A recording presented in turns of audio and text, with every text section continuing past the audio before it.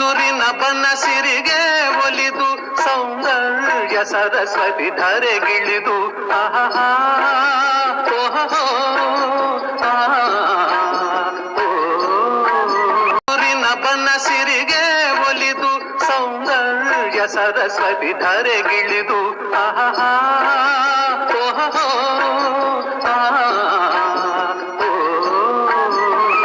ಹರಿಯುವ ನದಿಯಲ್ಲಿ ಈಜಾಡಿ ಭೂವನದಲ್ಲಿ ನಲಿಯುತ್ತ ಓಲಾಡಿ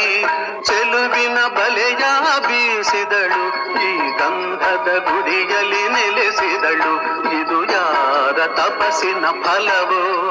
ಈ ಕಂಗಳು ಮಾಡಿದ ಪುಣ್ಯವೋ